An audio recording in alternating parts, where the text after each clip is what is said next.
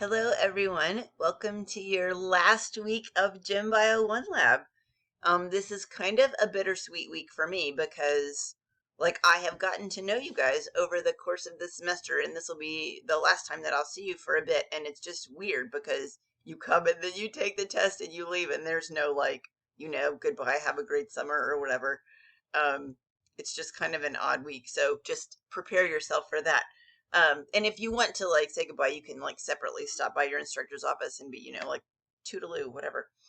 And so let's have a look at the week 14. And so this will be the last week of classes. And this week will be the shark exam. The shark exam is kind of a lot. So hopefully you have been studying before. It is not in the slightest bit tricky. Either you know the bits of the shark or you do not know the bits of the shark. There's just no way around it. So first, I'm actually going to show you the end part of last year's test because you will see from looking at this, it is not terrifically helpful, such as it is. And so the test is effectively scored out of 50 questions. It will have more than 50 questions. And so essentially providing you with an in-test bonus point opportunity. So let's say you answer all 54 of these and you miss 2 of them, then you would be scored on a 52 out of 50. So if you get more than 50 correct, then you just get extra points. So it'll be scored out of 50, but there'll be more than 50 questions on the test. You will go in the room and there will be sharks everywhere. All on the tables, and hopefully your instructor has told you this, but you will have to wait in the hall until it's your turn because there are sharks everywhere. You'll take the test in batches, and so you just wait until it's your turn, and then you come in. You'll have about an hour, 55 minutes. You have 55 minutes unless you have an extra time accommodation, and then you have whatever that is, 55 times 1.5, 90-something minutes. Anyway, so you'll come in, there will be sharks everywhere. This is mostly for me, but I'll just tell you anyway in case you're curious. So do you guys see these dot dash lines? The dot dash lines are different sharks. And so questions 38, 39, and 40 are going to be asked on one shark. Questions 41, 42, 43, 44 are going to be asked on one shark. Questions 45, 46, 47, one shark, etc. So this just helps me to get the test set up. So these are the questions. There'll be sharks out on the tables, and then the questions will be printed and taped on the table by the shark. You're going to wait in the hall. You're going to leave your, phone, watch, hat, all the things that you may or may not need. You're going to leave in the hall. You're going to come in with yourself, your thing to write with, and your backup thing to write with. And then on your way in, you're going to be handed the answer sheet. The answer sheet looks like this. So it is has questions and blanks. Okay, so you have to know the stuff. There is no multiple choice. There is no word bank. There is no matching. You either know the parts of the shark or you wish that you had studied more.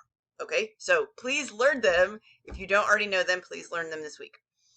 So you'll come, there'll be sharks with questions, and then you'll get the answer sheet. You can go to the sharks in any order. Just make sure that you're answering the appropriate question. Okay, back to the Moodle. So to help you, well, hopefully to help you, there are a couple things here.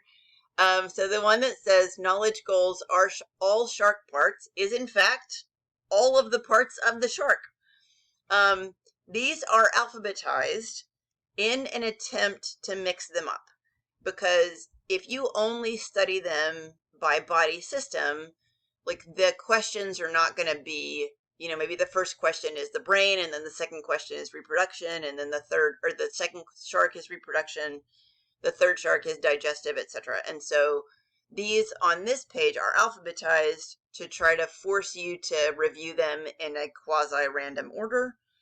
And then it has each part, and then it asks you a question or questions that would be what you need to know about it. So let me see if I can, okay. So the ones that had asterisks on the weekly reading, like the Ampulia of Lorenzini, it has Ampuli of Lorenzini, location, question mark, function, question mark. So that one would have had an asterisk. This one, anterior dorsal fin, is just no asterisk, so it's just the location. For the, hang on, for the circulatory system parts, the asterisk is going to be like where they carry the blood from and then to. And so that's these questions. So this knowledge goals is all of the parts that you'll need to know alphabetized. You will see it is a lot of parts. And so like, don't slack on learning these. It's a bunch. This next document, shark practice questions, is pictures of the sharks with questions. And so, yeah, that's pretty much it. It's 26 pages. So you can use it like flashcards. As you're using this, it's actually super important.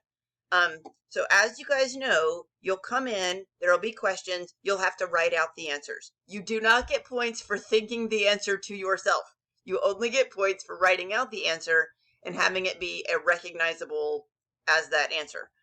And so when you are using this picture PowerPoint thing to study, do not read this and think to yourself, spiny dogfish shark. I want you instead to get a scratch paper or a whiteboard or your iPad or whatever you want to use, but write out the answer. Write out every single one of these answers, because that's how you're going to study for the test. That's what you'll need to do on the test. So you want to study in the same way so that you'll be the most successful. So that's the first two things on here. Here's the circulatory system diagram if you need it. This is a video of me going through the parts of the shark. You can watch it or not, either way. This is a Quizlet that is made by other students. I did not make this Quizlet. And then, of course, you guys can go back to all the previous weeks and play like the dot games and whatnot. Feel like there's something else. Oh, spelling. Right, spelling. Okay. So here's the thing. You must absolutely 100% correctly spell the name of the shark. No one likes their name misspelled, including the shark. So the scientific name of both the common and the scientific name of the shark will be on the test. Let's see how can I show you? I'll just make a Word document. So the common name, of course, is the spiny dogfish shark. Do not write spiny dogfish. Do not write dogfish shark. Do not write dogfish. Write spiny dogfish shark. The scientific name is capital S, Quaulus, lowercase ACANTHIAS. And then you will underline this whole thing because underline. Because it makes it easier for me to tell. Like some of you kind of write in cursive, so you'll underline the whole thing. Okay, so get rid of that. Ignore. This is the scientific name, first letter capitalized, the whole rest of it lowercase. All of the U's are in the first word, no U's in the species, and then the whole thing underlined. So these two must both be, this can be lowercase s. These two must both be exactly correct for you to get these points. Okay. All of the rest of the parts, when we grade the shark test, we basically sound out your answers. And so your answers have to be the correct number of syllables and have all the right consonants. And so if you, let me see if this is a great one. Okay, heterocircle is the shape of the caudal fin, right? It's like the one big lobe and the one little lobe. And so this is actual word. Maybe you write heterocircle. Or you write hetero circle. I don't know. There's all different kinds of ways that you might possibly spell it, which are not right, but whatever. And so any of the three of these would get you points for the shape of the caudal fin. Because, let me get rid of this. If we sounded them out, then they have the right number of syllables and the right consonants, and so maybe the vowels are like a little bit not the right vowel or a little bit out of order or something. But if we sound it out, it sounds like it would be the right word. The problem comes when you don't put the right number of syllables. Then I think you don't know the word, so why would I give you points for the word? And then if there are words where the vowel is really important, so a great example of that is afferent, and efferent, right? Like these have to be spelled correctly because the only difference is the first syllable, but they're completely different structures. And so I know that you're not all great at spelling, but you don't need to get all of them 100%, but you need to get all of them recognizable. And unfortunately, you're not going to be with us when we're grading to like explain what you were thinking. So you need to do the best you can to get to the word that it is supposed to be. If we can't tell that it's definitely that word, then we don't give you the points. Like it has to be recognizable as being that word with no questions for you to get the points for that word. So hopefully this makes sense.